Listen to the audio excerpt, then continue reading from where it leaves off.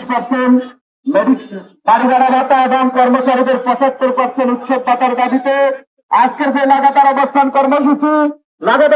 কর্মসূচি সম্মানিত মহতী সভাপতি এনআরসি টিভি গোয়েন্দা সংস্থা ইলেকট্রিক প্রিন্ট মিডিয়ার সম্মানিত সাংবাদিকবৃন্দ, উপস্থিত শিক্ষক এবং কর্মচারী ভাই ও বোনেরা, সকলকে বাংলাদেশ বেসরকারি শিক্ষা প্রতিষ্ঠান তৃতীয় শ্রেণী কর্মচারী পরিষদের পক্ষ থেকে আন্তরিক শুভেচ্ছা এবং মোবারকবাদ জানাচ্ছি।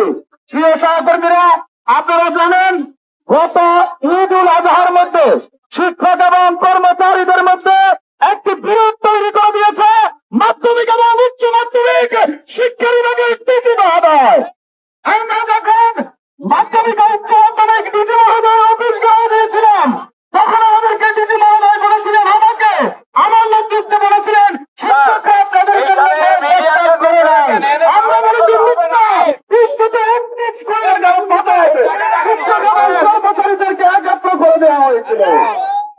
আমাদের শিক্ষক এবং কর্মচারীদের শিক্ষা প্রতিষ্ঠানে যে বন্ডিংটা ছিল, সেই বন্ডিংটাকে নষ্ট করার সুমন করার পাখি তৈরি করেছে এই মন্ত্রণালয়, এই ডিজি।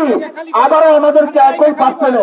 আমাদের আজিজি স্যার এবং অন্যান্য নেতৃবৃন্দ যখন মন্ত্রণালয়ে গিয়েছিলেন, তখন আমাদেরকে বলেছিলেন 12 তারিখের আগেই বাড়ি ভাড়ার সুস্পষ্ট প্রস্তাবন জারি করবেন। কিন্তু ওনারা বসে বসে আমাদের সাথে নাটক তামাশা করতেছে। ঈদ উল ফিতরের আগে এবং এই আন্দোলনের মধ্যে থেকে 30% বাড়ি ভাড়া, 1500 টাকা মেডিকেল ভাতা এবং কর্মচারীদের অবশ্যই 75% ঈদ পূর্ব মাসের প্রজ্ঞাপন জারি করতে হবে।